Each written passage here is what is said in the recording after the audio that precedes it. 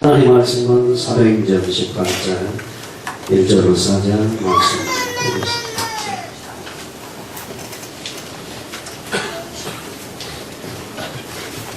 1절부터 4장 우리 합독하시겠습니다. 시작.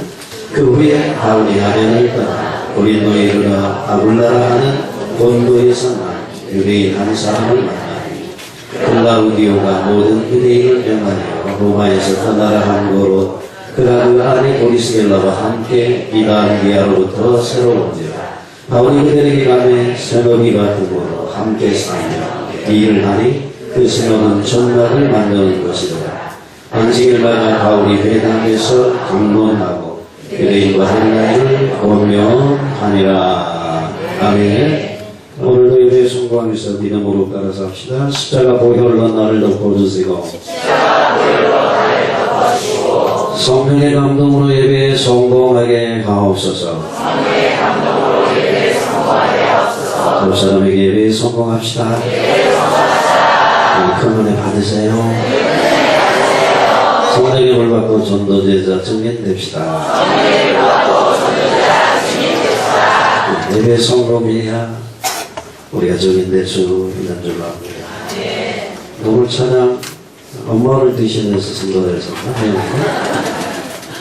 엄마는 우리가 버리고 아빠는 어쨌든 은혜로운 대수가 먼저고 보혈이 먼저고 복음이 먼저고 할렐루야. 찬양만이 아니고 우리 신앙이 이렇게 우선순위가 확립되어지면은 하나님이 크게 기뻐하시고 보너스로 모든 걸 더해 주실 줄로 믿습니다. 이제 우리 관심이 항상 손에 있으면 안 되고 하나님 당신 자신에게 향할 수 있기를 주님의 이름으로 축원합니다. 태풍도 지나가고 오늘은 이제 가을이 시작되고 있습니다. 여러분 가을 좋아하시죠? 네, 저도 가을을 좋아합니다. 네, 만산만옥의 아름다운 단풍도 좋지만 청명한 가을 하늘 또 하늘바람들 얼마나 우리 마음을 신선하게 만듭니까? 그런데 이 좋은 계절 가을은 완숙의 계절이라고 하죠. 봄에 씨앗을 뿌리게 되게 되면 여름은 어떻게 해요? 성장의 계절이 땅을 내는 수고 노력을 통해서 성장하게 되고 가을이 되게 되면 충실한 열매를 완숙한 계절이죠. 이런 과정을 거치지 않으면 겨울은 누림의 계절인데 누림이 없는 사람 어떨까요? 폭풍한절이 몰아칠 때의 고통을 견딜 수가 없죠. 유리무환이라고 그랬나요? 우리 인생도 마찬가지죠. 한 해가 또 기울어 가니까 나이 먹은 사람들은 어떻게 벌써 내가 또 나이 한 살을 더 먹어가는구나 라는 생각을 하게 되는 것입니다. 근데 거기까지만 생각하면 안 되겠죠. 세월이 빠르구나. 이 세상이 끝나면은 영원한 천국에서 누린 영광, 누림을 생각해야 될 줄로 믿습니다. 그러나 많은 사람들은 내일 죽을 때에 오늘 먹고 마시자 라는 식의 삶을 살아가는 사람들이 너무나 많습니다. 봄에 씨를 뿌리지 않는 사람 결실을 기대할 수 없고 겨울에 누림을 기대할 수가 없듯이 이 땅의 짧은 생을 살아가는 동안에 우리가 주와 복음을 살지 않는 자 영원한 천국을 소망 중에 바라볼 수도 없을 뿐만 아니라 천국의 사람을 누릴 수도 없는 줄로 믿습니다. 우리가 이제 사도행전을 쭉 살펴보고 있는데요. 한 장씩 이렇게 살피다가 오늘 여기 18장에 와서 짧게 들어서 우리가 잘 아는 브리스가고 모든 성도들의 바람이 브리스가고처럼 쓰임받기를 원하잖아요. 너무 중요한 인물. 우리가 여러 번 살펴봤지만 또다시 브리스가고의 신앙을 살펴보고 우리들도 이들처럼 쓰임받는 일꾼 되기를 소망해 보는 것입니다. 사실 초대교회가 그렇게 많은 환난과 핍박이 있었음에도 불구하고 그 강력한 로마의 정권을 깨뜨리고 복음으로 온 땅에 복음이 확장될 수 있도록 했던 전에는 사실 다른 어떤 것이 있는 게 아니었답니다. 성도들이 뭐 지식이 높았거나 물질이 부유함이나 또 저들의 능력이나 이런 것들이 아닙니다. 우리가 잘 알다시피 초대교회 구성원 자체가 사실 저들이 뭐 지식이 높거나 세상적인 부귀 영화를 누렸던 그런 사람들이 아니고 가난하고 헐벗는 그 사람들을 통해서 복음이 전 세계로 확장됐던 것을 잘 압니다. 그럼 왜 이런 일들이 일어나게 됐느냐는 얘기죠. 초대교회의 능력은 당시 복음의 가치와 복음의 능력을 알고 있는 크리스찬들의 절대적인 헌신을 통해서 이러한 일들이 가능하게 된 줄로 믿습니다. 오늘날은 절대적인 헌신자를 찾아보기가 어렵죠. 상대적이죠. 하나님 나를 이렇게 하시나 이렇게 할 거예요. 목사님 나를 이렇게 대우하나 이렇게 할 겁니다. 그러나 저에게는 그렇지가 않습니다. 말씀대로 복음의 지상 최대 명령 앞에 절대적인 순종, 절대적인 헌신을 통해서 그 어떤 환경과 문제 상황 속에서도 복음은 확장될 수밖에 없었다라고 성경은 얘기를 하고 있습니다. 우리가 사도행전을 쭉 살펴보면서 얘기를 하잖아요.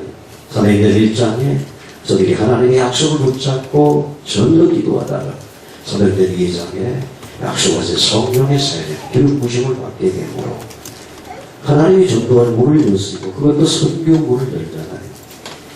2장 8절에 보면 남군 방언으로 말하기 시작했답니다. 그들이 속해 있는 지역의 방언으로 하나님께서 기적을 베풀어서 하나님의 큰 일을 행하게 되어져. 10절에 보면 로마로부터 온 나그네들도 있었다라고 성경은 얘기를 하고 있습니다. 로마에서부터 흩어져 있던 그들이 절기를 맞이해서 예배가 못 가고 하나님이 못 가고 말씀이 못 가고 그곳까지 왔다가 결국은 어떻게 해요? 예루살렘 교회가 아닌 마하다락방 교회에서 이상한 일이 터졌다는 이 소문이 삽시간에 퍼지고 저들이 술 취했다라는 이런 소문 속에 가서 보니까 자기가 속해 있는 지역의 말씀으로 복음을 듣게 되어지고 저들이 이 충격을 받고 돌아가서 복음을 증거하게 되어졌던 모습을 우리가 보아지게 되겠습니다. 사실 우리가 하는 것 같지만 하나님이 기대가 쓰고 하나님 행하고 계시는 줄로 믿습니다. 그러므로 우리는 하나님의 계획을 알고 하나님 앞에 쓰임 받도록 내 자신을 늘리기만 한다고 한다면 하나님께서는 우리를 통해서 당신의 기회하신 복음 사명 이 끝을 이루어나가게 되는 줄로 믿습니다. 복음이 예루살렘으로부터 사마리아 땅끝까지 전거되는 발자취를 우리가 더듬어가고 있는데요. 여기서 우리가 주의 깊게 보아야 될 것은 이때에 쓰임받는 사람들이죠. 지역마다 도시마다 일어나는 하나님의 놀라운 역사는 그냥 아무렇게나 일어난 것이 아니고 반드시 주님께 헌신하는 복음의 일꾼들이 있을 때에 일어났다는 것입니다. 사실 이 지역이 얼마나 사실 이 황무지입니까? 어둠의 땅입니까? 열방을 교회의 복음에 헌신된 일꾼들이 일어날 때에 이 지역에 복음화가 일어나게 될 줄로 믿습니다. 헌신된 한 사람을 통해서 하나님 역사하신다는 말이죠. 지역마다 하나님께서 헌신된 일꾼들을 통해서 교회를 세우세요. 우리가 성경을 볼 때 바울이 성경 인도 따라 어디에 루스드라로 가게 되죠. 거기서 누구를 만납니까? 디모데를 만납니다. 오만한 빌보 지역에 들어가가지고 누구를 예비된 루디아를 만나게 되고 데살로니가에 누구요? 야손이라는 이 사명자를 만납니다. 사실 요즘 우리 시대에 초대교회와 같은 복음의 능력이 나타나지 않는 것은 복음 자체가 문제가 있는 게 아니에요. 하나님의 마음이 바꾼 것도 아닙니다. 문제는 무엇이냐? 주님께 헌신하는 복음의 일꾼들이 모자라다는 얘기죠. 많은 사람들이 신앙생활을 하는 것 같지만 기복적인 신앙으로 자신의 유익을 따라서 움직이기 때문에 하나님의 성령의 능력의 역사가 초대교회처럼 일어나고 있지 않는 것을 보아지게 되겠습니다. 사도 바울의 아덴 전도, 아테네 전도, 고린도 전도를 우리가 비교해 보면 이 사실을 금방 깨닫게 됩니다. 우리가 지지난주죠. 사도행전 17장에서 명절을 맞이해서 우상의 것이 아테네 복음을 먼저 우리가 살펴보았죠. 바울은 이 철학의 것이 아테네에서 철학자들과 쟁론을 했습니다. 특히 아리오가고에서 아주 멋지고 유창한 설교를 했습니다. 다른 어떤 지역에서도 그런 설교를 한 적이 없잖아요. 기록이 서신서에 보면. 그런데 바울은 거창한 설교를 그들 앞에서 했습니다. 그런데 어떻게 해요?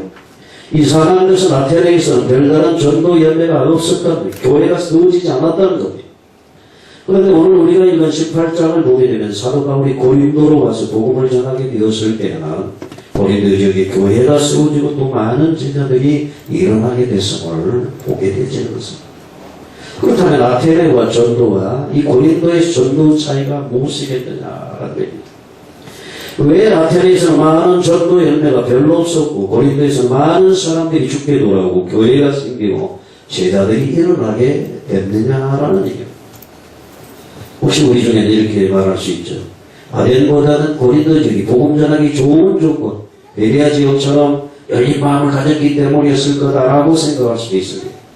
그런데 그렇지가 않습니다. 아테네에서는 핍박도 없었습니다. 고린도 지역에서 오히려 핍박이 많았습니다. 이 철학과 문화의 도시라고 한다면 고린도는 상업과 무역의 도시입니다. 아마 이번에 여러분들이 선지순례 가시는 분들은 이 지역을 가게 되지만은 소아시아 유목교회를 둘러보게 되겠죠. 고린도 지역이 얼마나 울상과 이 성적문란한 지역이었는지 가서 이제 가이드 성경을 들어보시오. 네. 금방 깨닫게 되는 것입니다. 고린도는 이 비교적 생활이 부유했던 반면에 도덕적으로 심히 부패한 도시였습니다. 그번에는 비너스 신전이 있었습니다. 그런데 그 신전에서 섬기는 저 사제가 1,000명이나 됐는다. 성장들, 장기들이었습니다. 1,000명이 넘는 장녀들이 그 비너스 신전에서의 사제로서 봉사하고 있을 만큼 고린도는 타락한 도시였고 얼마만큼 우상이 넘쳐났던지 우상의 제물을 시장대에 팔아내가 팔다 그 문제가 우상 문제가 바울이 우리에게 서신서를 통해서 잘 얘기해주고 있습니다. 그럼에도 불구하고 고린도의 복음의 능력이 나타난 이유가 거기서 복음을 위해 헌신된 사람들이 있었기 때문이다라는 얘기죠. 그런데 아테네에서는 어떻게 해요? 이 이상한 그 사상을 우리가 한번 듣기로 참고하는 사람들이었습니다. 복음의 충격을 받고 복음의 한세를 볼 수 있는 일꾼들이 일어나게 되는데 그러지 못했다. 앞으로 열방교회를 통해 세계복음화의 역사는 여러분 가운데서 복음의 충격을 받고 복음의 한세를 들은 헌신자, 절대적인 헌신자가 일어날 때에 가능하게 되는 줄로 믿습니다. 고린도에서는 보리스밀라 부부가 있었고 자기 집을 교회로 내놓은 디도 유스도라든가 회당장 그리스도고 이런 사람들이 일어났습니다. 말하자면 복음을 듣고 자기 집을 완전히 내놓고 교회로 쓰세요라고 하는 헌신된 일꾼들이 일어났다라는 얘기죠. 그러니까 고린도에서 복음을 전하는 바울과 함께 주님께 헌신한 사명자들이 일어날 때에 성령께서는 강력하게 역사하셔서 그들을 통해서 복음이 확장되도록 하고 있는 모습을 보아지게 되겠습니다. 그러나 초대의 영광과 능력과 권위는 당시 성도들의 헌신에 있었다. 하나님은 전능하신 하나님 맞습니까? 존재하신 하나님 맞습니까? 근데 대부분 많은 사람이 전능하신 하나님 왜 안 하시는가? 존재하신 하나님 왜 이렇게 하시느냐? 라고 반문하는 분들이 많죠. 하나님 언제 그 일을 하실까요? 하나님의 말씀에 100% 순종하는 절대적인 헌신자가 있을 때에 당신의 뜻을 나타내시는 줄로 믿습니다. 사실 헌신이라고 하는 것은 자신의 몸과 마음을 바쳐 힘을 다해서 일하는 것을 말하죠. 이게 사전적인 의미죠. 헌신은 지식이나 제주 능력과는 상관이 없습니다. 초대교회 성도들은 지식과 재주가 많은 사람들이 아니었다고 이미 말씀드렸습니다. 그럼에도 불구하고 그들은 자기들의 이익을 구하지 않고 몸과 마음을 바쳐서 있는 힘을 다해서 오직 주님을 위해서 복음을 위해서 그렇게 살아갔던 모습을 보아지게 되겠습니다. 오늘날 많은 사람들이 헌신된 일꾼들이 있죠. 어제도 제가 새벽교회 선임 예배로 갔습니다. 그런데 이제 다른 교회에서 이제 헌신된 일꾼 40명이 나와서 새로운 교회를 시작하는 교회인데 교회가 앞으로 소망이 있어 보이더라고요. 뭐 때문에요? 헌신된 일꾼들이 있더라고요. 저를 안내한 분이 교회가 우리 교회보다 큰 교회 이미 지어졌다가 그래서 제가 이제 한국교회 현주소를 제가 보았는데 한때는 그 교회가 가득 찼겠죠. 근데 유지가 되질 않아가지고 한 목사님 건물만 가지고 있는데 그 건물을 힘들게 해서 이웃들이 시작을 하는 교회. 그래서 저를 안내하는 집사님이 그러더라고요. 교회가 참 멋집니다. 그랬더니, 예, 지금 시작은 임대로 시작하지만, 우리가 이거 살 겁니다. 이러는 거예요. 그분 그 확신에 찬 믿음을 볼 때 성도들의 열의가 대단하거든요. 사실 문제는 뭐예요? 수요 많고 적고가 문제가 아니에요. 하나님을 열망하고 헌신하는 일꾼들이 몇 사람이 있느냐에 따라서 하나님의 기적의 역사는 나타나기도 하고 쓰여지기도 하는 줄 압니다. 요즘에는 하나님의 복음의 절대적인 명령 앞에 핑계대고 더 다른 이거 가지고는 안 되는 거예요. 먼저 누구예요? 오열이. 먼저 뭐예요? 예수예요. 먼저 전도예요. 이걸 생각하고 있다고 한다면은 무슨 이적이 아무리 행정적으로 문제가 있고 지역적으로 열방을 교회를 우습게 하고 핍박한다 할지 그것이 문제가 되겠습니까? 복음 갖추지 않는 것이거든요. 먼저 사건을 초월해서 일하시는 하나님의 방법인 줄로 믿습니다. 전도자 무디는 사실 우리가 잘 아는 수성국, 구두 수성국 요한 캠퍼에서 복음을 듣고 교회에 나오게 되죠. 그 어렸을 때에 헤네스 발렐이라는 영국 목사의 부흥에 참석하게 돼요. 그 목사는 그런 소리를 했다고. 하나님께서 세상 사람들 중에서 누구와 함께하고 누구를 통해 일하느냐? 전적으로 온전히 헌신하는 사람과 함께하시고 그를 통해 일한다. 라는 이름의 말씀을 들었습니다. 우리 모든 마음에 그 말씀이 부딪히고 왔습니다. 그가 말하는 어떤 사람이란 위대한 사람, 확신 있는 사람, 혹은 부자나 단순한 명석한 사람이 아니고 단순하게 믿는 이러한 헌신된 사람이고 이렇게 깨달았어요. 그가 성장해서 그런 불안무시가 중학교도 제대로 나오지 못한 사람이었지만 온전히 전적으로 하나님께 헌신하게 되어짐으로 하나님이 그와 함께 하시고 그를 통해 일하심으로 100만 명의 영혼을 주님께 인도하는 축복자가 되었다라고 하지 않습니까? 사실 여러분 한두 사람 전도하는 것도 어려운데 100만 명, 그 시대에 인구가 많은 데가 아니잖아요. 100만 명의 영혼을 주님께 추수하는 이런 축복자가 됐다는 것은 그가 어떻게요? 하나님이 주시는 말씀을 듣고 그걸 자기 말씀으로 취해서 그때 온전히 전적으로 헌신하게 될 때요. 하나님이 그와 함께 하시고 그를 통해서 일하신 줄로 믿습니다. 오늘 우리는 본문에서 그런 헌신된 한 크리스찬들을 만날 수 있게 됩니다. 여러분들이 잘 알고 있는 아굴라 브리스가 부부입니다. 이들 부부는 어떻게 헌신된 사람들인가 몇 가지로 나눠 생각하며 은혜를 받고자 합니다. 첫 번째, 복음을 위해 함께 헌신한 부부였답니다. 함께. 여러분, 두 사람이 함께 하나 되는 것 쉽지 않습니다. 더더구나 부부가 하나 되기는 더 그렇습니까? 교회에서 뜻을 같이 하는 두 집사가 연합해서 뭔가 하나를 한 뜻을 위해 나가는 건 좀 쉬워요. 왜? 둘 다 복음의 가치를 가지고 목표를 향해 지향하고 있기 때문에 연합하기가 쉽습니다. 근데 가정에서 부부가 복음을 위해서 헌신한다고 하는 이것이 쉽지 않습니다. 그런데 이들 부부는 동역자로서 하나가 됐어. 주께 영광 돌리게 됐다는 거예요. 오늘날 교회의 부부 생활의 문제는 뭡니까? 많은 부부들이 한 지붕 아래 살면서 생각과 관심이 서로 다르다는 거예요. 전적으로 삶을 함께하지 못하고 서로 다른 삶, 다른 목표를 가지고 살아가기 때문에 삶이 행복하지 않는 거예요. 하나의 문제가 아닙니다. 완벽히 문제가 아닙니다. 두 부부가 한 목표를 향해서 성령의 충만을 받고 복음을 위해서 헌신하고 살 때에 하나님이 주시는 평안과 기쁨이 넘쳐나고 아멘. 그것이 바로 행복이라는 것을 보여주게 될 줄로 믿습니다. 여러분들 많이 해보셨을 거예요. 아내가 막 헌신하려고 그러면 남편이 막 교회 가서 살아 목사님이 시니까 별별 소리 그렇게 남편을 위해서 울고 깨다가 어느 날 남편이 좀 은혜 받고 일할 것 같으면 아내가 이제 또 당신 그래가지고 목에 살리겠어 이런 식이 나는 거예요. 우리가 원수가 벽을 따가지고 지속계획을 하게 하는 것이죠. 그런데 브리스가 부부는 둘이 딱 앞에서 복음을 향해서 절대적인 헌신으로 주 앞에 달려갔다는 얘기죠. 사실 이 부분의 소개는 아굴라는 번도라는 지역, 번도는 흑해 부분의 지역인데 그에 비해서 전에도 이 본문을 가지고 설교할 때 얘기를 했습니다만 브리스게 가보면 어떻게 로마의 명문가 출신으로 알려지고 있죠.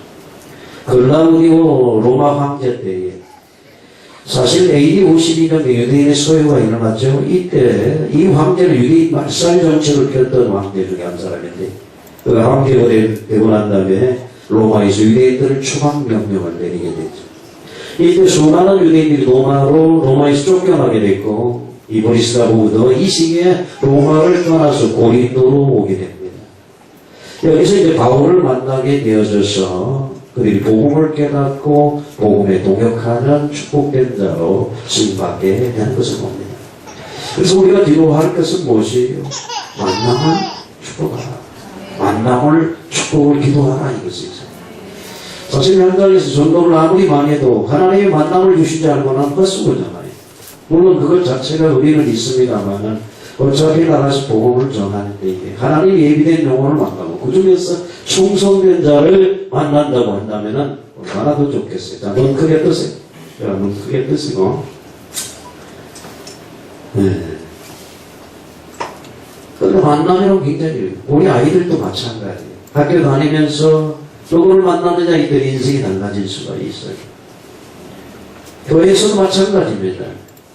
정말 누구를 만나느냐에 따라서 그 사람의 신앙의 칸마가 달라지는 거예요. 근데 꼭 네, 유유상종이란 말 있는 것처럼 불신앙한 사람들은 불신앙, 비판적인 사람, 비평적인 사람 그렇게 할 게 뭐 있어요. 복음적인 사람, 기도의 사람, 아멘, 전도하는 사람 이런 사람을 만나게 되게 되면 나도 그들과 함께 닮아져서 같아지는 줄로 믿습니다. 글라우디오 황제는 유대인 남자들 다 쫓아냈지만 여자들은 원한다면 로마에서 살게 했죠. 왜요? 유대인 여자들을 노예로 불어먹기 위해서 이 간교한 정책을 폈습니다. 이 글라우디오 황제가 유대인 추방령을 내렸을 때 로마 귀족 출신 브리스가 나는 남편을 따라 가지 않을 수도 있었습니다. 요즘엔 어떻게 해요? 조금만 문제 생기면 갈라서는 시대입니다. 그렇죠? 이권을 따라서. 근데 이 로마라는 세계의 중심지를 떠나서 변두리 도시 고린도로 가는 것이 그에게 어려운 결단이었을 것입니다. 그러나 브리스게라는 남편을 따라 났던 것이 고린도 시골 동네까지 오게 됐다. 여러분 도시에 살다가 시골을 가기 쉽습니까? 저는 유배지 끌려가는 것처럼 그렇게 끌려왔습니다. 제가 서울서 이쪽을 시작하다가 하나님 이곳까지 그때 제가 홍무설 하는 얘기인데 꼭 유배지 넘어가는 것 같아요. 지금 꼭 겨우 목줄 매가지고 끌려오듯이 여기까지 오게 됐습니다. 물론 하나님의 계획이 여기에 있었던 줄로 믿습니다. 여러분을 만나게 하시려고 하나님 이곳까지 보내신 줄로 믿습니다. 이것이 제가 여러분 듣기 좋으라고 하는 얘기가 아니고 본문의 내용이 그렇다는 얘기를 말씀을 드리는 것입니다. 그래서 그리스가 보면 남편을 다 낯선 도시 고린도까지 왔어요. 복음을 전하는 바울을 어떻게 성령 인도 따라 핍박 속에 밀려서 어디까지 고린도. 아테네에서 어떻게 해요? 유창한 설교를 통해서 멋지게 한판성을 거두었지만은 교회가 세워지지 않고 일꾼이 세우지 않던 그가 실패 속에서 탈망물로 넘어온 도시의 고린도예요. 네? 그런데 우리가 여기 브리스가 부부에 대한 언급이 성경에는 6번 같이 기록된 게 6번인데 4번은 브리스가 아굴라라고 아내 이름을 먼저 기록하고 있다는 얘기예요. 보통 소개를 하면 누구부터 소개합니까? 남편부터 소개. 아나니오, 삽비라. 이게 정상적인 건데 성경은 왜? 성경은요 그냥 그렇게 쓰는 책이 아니에요. 하나님의 의도를 가지고 저자의 의도를 가지고 성경을 기록하고 있거든요. 어떤 데는 예수 그리스도, 어떤 데는 그리스도 예수. 그냥 쓴 게 아니에요. 의도를 가지고 쓰는 거거든요. 그러니까 브리스가 아굴라라고 아내 이름을 먼저 쓴 의도가 뭐냐? 그것은 브리스가 아내가 눈에 두드러질 정도로 활동적인 헌신적인 믿음의 사람이었을 것이다라고 신학자들은 얘기를 하고 있는 것입니다. 근데 중요한 것은 이때 남편 아굴라는 넓은 마음을 가지고 아내 브리스게나 마음껏 활동하도록 도와주었다는 이게 아름다운 부부 협력 사역이라고 하는 것이에요. 그래서 우리 교회도 여러분들 부부 집사가 이렇게 일한다면 얼마나 좋겠어요. 뛰어난 영성을 가진 아내가 기도하고 헌신하고 남편을 어떻게 해요? 복음을 깨닫고 산업 선교에 돈 많이 벌고 할렐루야. 그런 궁합이 만나기로 팀을 이루는 부부였다라고 성경은 얘기하고 있습니다. 로마에서 초강나라에 선 것이 고린도에 왔을 때 아마 그들의 심정은 편치 않았을 거예요. 제가 처음에 이 마성에 넘어왔을 때 아마 그런 마음이었지 않을까. 고린도는 로마에 비해 본명과 문화가 변두리되 분명하죠. 로마에서 삶의 기반을 잃어버리고 고린도까지 온 그들의 삶이 위기감을 느꼈을 아마 살 의욕도 느끼지 못했을 것 같아요. 그러다가 사도 바울을 만나고 복음을 만났던 것이죠. 이 만남이 이들의 삶을 가장 가치 있는 것으로 바꾸어 놓았다는 얘기죠. 내가 사랑에 대해 분명한 이유를 복음 안에서 그들은 발견하게 됐죠. 우리가 성공해야 될 분명한 이유, 우리가 사업을 해서 성공해야 될 이유를 복음 안에서 찾게 됐습니다. 이들 부부 생의 최고의 만남의 축복을 하나님이 주선하고 계셨던 모습을 우리가 보아지게 되겠습니다. 그래서 바울은 이 복음 전하는 바울을 만남으로 이들의 부부의 삶의 방향, 목적을 송두리째 바꾸어 놓게 됐다는데, 로마에서 저들이 신앙생활을 했는지 안 했는지 분명한 기록은 없습니다만 바울을 통해 그들은 복음의 방향을 맞추게 됐다는, 하나님 이들을 쓰시려고 계획적으로 하나님 의도적으로 저들을 어떻게 하기거든요. 여러분 그렇게 안 보입니까? 여러분 하나님의 계획을 이루시기 위해서는 예수님 당시에 어떻게 황제를 통해서 호적을 명하게 되어지게 되잖아요. 그러다 보니까 자기 고향으로 돌아가서 호적하다가 하루 가다가 요셉과 마리아가 성경의 말씀을 이루기 위해서 베들레헴 마우간에서 예수 그리스도를 낳게 되는 사건과 똑같은, 하나님 당신의 뜻을 이루기 위해서 섭리하고 통치하고 계시는 것을 믿으시기를 바랍니다. 왜냐하면 저들은 예수를 만나야 되고, 예수를 만나야 모든 주에서 저주에서 고통에서 해방되기 때문입니다. 예수님 말로 우리 인생을 송두리째 드려도 아깝지 않은 바로 하나님의 아들 그리스도이기 때문에 그렇습니다. 원래 여러분들이 신앙생활이 제대로 되려면 예수를 만나야 되잖아요. 그래서 어렵죠. 그리고 그분이 그리스도임을 깨닫게 될 때 우리가 복음을 전한 이유를 분명히 하게 됩니다. 공자가 그리스도고 석가가 그리스도고 다른 어떤 종교 교주가 그리스도라고 한다면 굳이 우리가 예수가 그리스도라고 복음을 전할 이유가 어디 있느냐. 아무거나 하나 믿으면 되죠. 이 세상에 있는 모든 사람은 종교성을 가지고 있잖아요. 영적인 눈이기 때문에. 그럼 그들을 믿는 신을 통해 구원을 받는다고 한다면 우리가 예수만이 그리스도라고 오직 예수라고 말할 이유가 어디 있느냐고. 그런데 예수가 그리스도 되신 이 부분들을 성경을 통해서 우리가 깨닫게 됩니다. 예수만이 그리스도구나 라는 부분을 깨닫게 되어지고, 하나님이 이 일에 나를 헌신하도록 불렀다라는 사실을 깨닫게 될 때 연합하게 되어지고 목표를 향해 달려가게 되는데, 이들 부분은 어떻게 해요? 복음을 깨닫고 연합해서 하나님 앞에 쓰임받는 인생이 됐다는 겁니다. 두 번째 브리스가 부분을 통해서 우리가 본받고 또 기도해야 될 점은 이미 말씀드린 대로 산업선교에 헌신했다는 얘기죠. 산업선교에 헌신. 이들 부분은 하나님 말씀으로 양육을 받고 말씀 전한 일에 헌신을 했는데, 성경을 자세히 보게 되게 되면은 고린도 사역에서 바울이 복음 사역을 시작할 때의 결의 다짐이 새로웠습니다. 이미 여러 번 말씀드렸어요. 신라와 디모데가 마게도나로 내려오며 바울이 하나님의 말씀에 붙잡혀 유대인들에게 예수는 그리스도라 밝히 증거했다라고 5절에 말씀하고 있습니다. 무슨 얘기냐? 라는 얘기죠. 바울은 아테네에서 고린도로 갈 때 그는 실패감에 사로잡혀 있었다고 했습니다.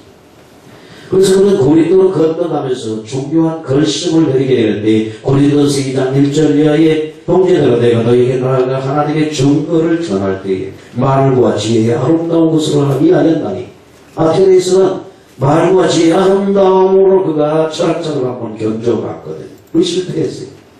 그래서 이제 고린도로 넘어오면서 어떻게 완전히 자기를 포기했어요. 결단했어요. 내가 말의 지혜, 아름다운 미사오고 이런 것들을 가지고 전도하지 않겠다. 내가 너희 주 예수 그리스도와 그의 십자가 못 박힌 것 외에는 아무것도 알지 않아야 되고 작정하였다 라고 말을 했습니다. 여기 작정이라는 단어를 쓰고 있습니다. 그는 의도적으로 복음을 전할 때 어떻게 그리스도만 말하겠다. 십자가의 죽으신 사건, 왜 죽었는지 그것을 얘기하겠다라고 작정했어요. 제가 개척을 시작하다 어느 날 복음을 깨닫게 됐어요. 여러분들과 어느 날 많은 나라인데 주가 그리스도 되시 복음을 깨닫 충격을 받았어요. 하나님 앞에 제가 결단했다고 해요. 이건 작정인 거이지. 복음만을 전하겠습니다. 제가 강단에 서 있는 동안은 그리스도 복음을 전하겠습니다. 그 작정이 쓰러지지 않도록 여러분들이 기도해야 돼요. 그 결심이 쓰러지지 않도록 해야 돼요. 어떤 사건의 계기가 있어야 이게 작정이 되는 거예요. 제가 처음 문정동에서 개척할 때에 이미 여러 번 말씀드렸습니다만 작정 기도를 막 40일, 20일 막 주야로 했어요. 어느 정도는 시작한 지 얼마 되지 않아 어느 정도 보험은 되지만 한계가 안 되는 거예요. 전도도 무지하게 돌아다녔어요. 전도전 가도 되면 안 되는 거예요. 그러다가 제가 복음을 만난 거예요. 충격을 받았어요. 그 전에 제가 뭐 복음 설교 안 했겠어요? 했어요. 근데 정확한 복음을 듣고 보니까 제가 마음에 다짐이 오고 결단이 왔어요. 복음 말하잖아요. 근데 하나님이 어떻게 해요? 이 지옥으로 나를 내몰았어. 근데 이제 그때는 제가 조금 더 큰 복음의 비밀을 더 깊이 몰랐던 것 같아요. 복음의 비밀을 알았으면 어떻게 해요? 바울처럼 할렐루야 하고 이쪽으로 왔겠죠. 근데 저는 그러지 못했어요. 어쨌든 간에 바울은 그런 의리심장한 각오 결단을 가지고 그곳에 와서 첫 번째 만난 이 보리스가 부부였다. 여러분 첫 번째 사건 잊어버립니까? 잘 안 잊어버려요. 문정동에서 처음 제가 개척을 시작하면서 만난 첫 열매 지금도 기억합니다. 어떻게 제가 잊겠어요? 평생 못 잊죠. 아테네에서 저희 복음을 전하 실패하고 새로운 각오와 결단으로 고린도로 넘어와가지고 하나님 붙여준 사명자 보리스가 복음을 만났는데 어떻게 바울이 그를 잊어먹으시겠냐. 그래서 얻은 사람이 보리스가 복음이에요. 이들 1년 6개월 동안 바울에게서 말씀으로 양육받으면서 그들은 새로운 비전, 예수 그리스도 복음으로 충만하게 되죠. 그래서 더 이상 과거의 상처로 연연하지 않게 되고 오히려 과거의 상처가 활발히 되어서 더 넓은 세계를 향해서 복음을 향해 달려가는 인물이 됐다는 얘기죠. 참 하나님 그래 보면 멋진 분이에요. 멋진 하나님. 여러분들은 어떻게 해요? 실패까지도 감당하여 소원을 이루도록 바꾸고 가시는 하나님. 우리 안에서 그리스도 안에서 복음 안에서 그렇게 하나님 이루어 가시는 줄로 믿습니다. 모든 것을 예수님과 십자가 중심으로 볼 수 있게 만들었죠. 복음의 불타오르던 바울의 심정이 그들에게 이들 부부에게 전이 되었다. 이걸 영적전이라고 말하죠. 전이는 말이에요. 좋은 것만 정이 되는 거예요. 좋은 것도 정이 된다고 하잖아요. 우리 전승열 집사님 아들 보고 계시나요? 네. 안수 집사, 이제 피택 안수 집사가 되셨는데. 열방하는 교회 피택 안수 집사가 졸고 있으면 안 되죠. 다른 분들이 처음 교회 나왔다가, 저분 왜 이렇게 시간마다 좋을까? 나중에 알고 봤더니 안수 집사. 이 교회에 영적인 수준을 대변해 주는 거 아니겠어요? 이거 무슨 망신이에요? 본인만 망신다는 게 교회 망신이고. 그래, 정신 똑바로 차리고. 하나님 말씀에 집중하세요. 그래서, 정직자, 아운 이런 면모를 갖추셔서, 하나님 앞에 영광 돌릴 수 있기를 주님의 이름으로 축원합니다. 우리 전 집사님, 아멘. 예, 왠지 오늘 앉으셨네. 여러분 하셨습니다. 사실 신앙생활의 관건은 누구를 가까이 하느냐에 따라서 달라지는 겁니다. 여러분 신앙생활이 달라지기를 원합니까? 그렇다고 한다면은 이 열방으로 위해서 누가 신앙생활을 제대로 하는가를 보고 그분을 가까이 하시기 바랍니다. 그게 비결이에요. 그분을 가까이 하게 되게 되면 영적인 존이 되는 거예요. 근데 맨날 모이기만 하면은 뭐 교회를 비판하고 목사님을 비판하고 한국교를 비판하고 이런 사람은 함께 있으면 어떻게 비판의 영이 함께 있어가지고 안 되는 거예요. 영은 분명히 있어요. 분명히 영이 있어요. 자꾸 이간질하는 영이 있어요. 이런 영이 총괄되어 있는 사람은 결국은 하나님 앞에 수익받을 수가 없어요. 인생이 그대로 헛수고된 인생을 살게 되는 것입니다. 그런데 바울을 만난 이 부부들은 왜 성공해야 하는지 산업에 대한 분명한 목적의식을 발견하게 됐습니다. 직업에 대한 하나님의 계획을 보게 됐다는 말입니다. 얼마만큼 믿음이 자라났는가 하면 이들이 사도행전 18장 24절 이하에 보게 되면은 이들이 아볼로를 만나게 돼요. 아볼로는 알렉산드리아 출신으로 당시 학문과 성경에 능한 자라고 엄밀히 뛰어난 사람이었다고 성경을 소개하고 있죠. 근데 어느 날 브리스가 보고가 아볼로 설교를 듣게 되는데 아볼로가 뭐에 대해서만 얘기를 합니까? 세례 요한에 관한 부분만까지만 얘기를 합니다. 다시 바꿔 말하면 윤리적인 설교에만 그치고 말았다라는 얘기입니다. 윤리적인 설교는 무엇입니까? 만약에 부모를 공경하라는 얘기를 생각을 해요. 자녀들은 네 부모를 공경하라. 윤리적인 설교는 뭡니까? 교도에 관한 얘기. 이거는 불교에서도 할 수 있고 유교에서도 할 수 있어요. 그러나 성경은 뭐에 관한 얘기를 하고 있습니까? 그리스도와의 관계를 얘기하고 있는 거예요. 이게 영적인 부분이에요. 그러니까 아볼로가 학식과 언변이 뛰어나서 윤리적인 설교만 하고 있는데 이들을 따로 불러서 26절에 보면은 브리스가 아볼로가 듣고 데려다가 하나님의 또 복음을 더 자세히 풀어 이루더라. 성경은 그렇게 얘기를 했습니다. 성경의 핵심이 이 사실을 증거하는 것임을 차근차근 풀어서 설명해 주었다라고 말하고 있습니다. 아볼로는 이들 부부 영향으로 나중에 고린도 교회 좋은 설교자가 됐습니다. 브리스가 부부는 설교자는 아니지만 평신도로서 설교자에게 막대한 영향을 끼칠 수 있는 사람으로 성경은 소개되고 있다는 얘기죠. 얼마나 멋집니까, 여러분? 저들이 교만해가지고 목사님 그거 아니 이게 아니었잖아. 그렇죠? 불러가세요. 왜냐? 아볼로는 어떻게 그리스도에 관한 부분들을 아직 모르고 있기 때문에. 그러므로 사랑하는 성도들, 우리는 무엇보다 먼저 하나님의 말씀을 통해서 복음을 깨닫는 일에 우선을 둬야 돼. 그래서 우리 열방의 교회는 단계가 있어요. 양육의 첫걸음, 양육의 뭐 이렇게 단계별로. 모두 다 무엇을 가르치고 있습니까? 예수 그리스도를 더 깊이 알아가도록 훈련하고 있는 것입니다. 배우는 일에 힘써야 돼요. 복음이 이 땅에 바르게 증거되는 일에 헌신하도록 기도하셔야 될 줄로 믿습니다.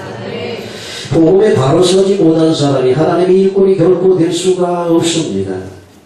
초대교회는 말씀으로 훈련되지 않는 사람들에게 직분을 주신 적이 없잖아요.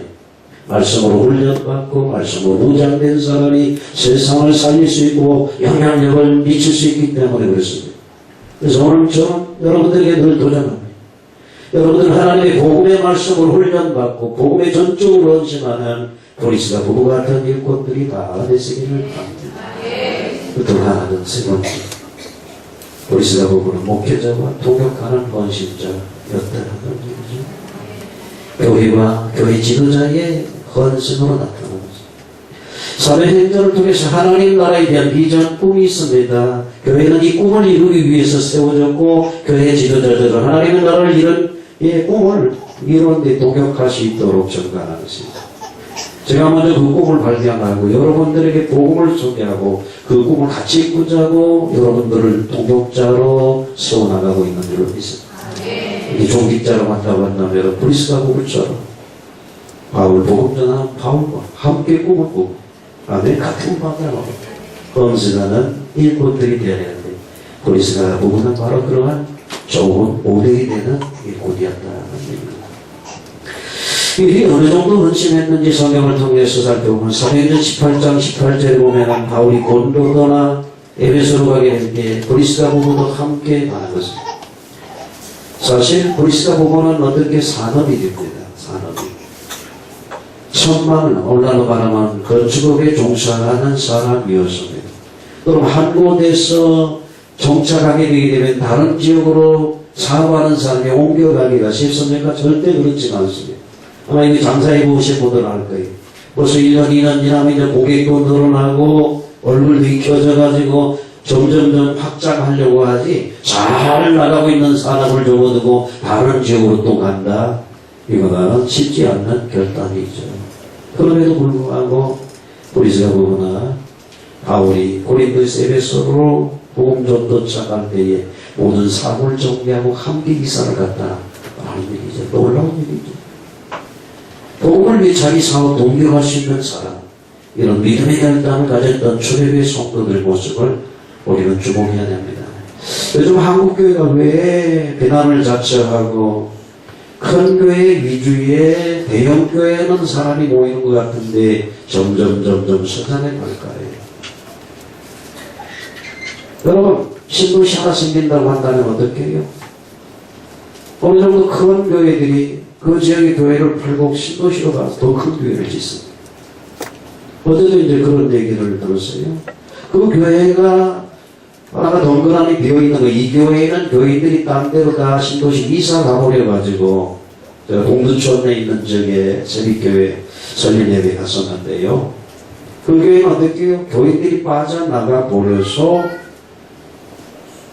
목사님이 이제 그걸 임대로 100만원 쓰게, 임대를, 우리 교회는 훨씬 크게 잘 지어진 교회인데, 들어가게 됐더라고요. 그런데 이제, 부동산교회 그 김종현 목사님이 축도하러 오셨는데, 그분이 그런 얘기를 하시더라고요. 이 옆에 가면 더 큰 교회 있다고 얘기를 하시더라고요. 그 누가, 교회 짓지 말고 이리 이사 오라고 써가지고.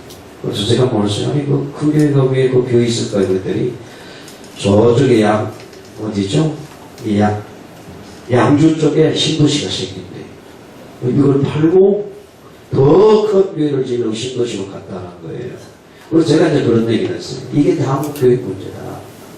신도시가 생기면은 개척할 수 있는 교회들이 여러 곳에 가가지고 중소형 교회들이 형성돼가지고 이게 되어져야 되는데 큰 교회들이 욕심이 너무 많아가지고 그 큰 몇천 명 모이는 교회를 그 물중에 더 크게 지어가지고 갔다는 거예요.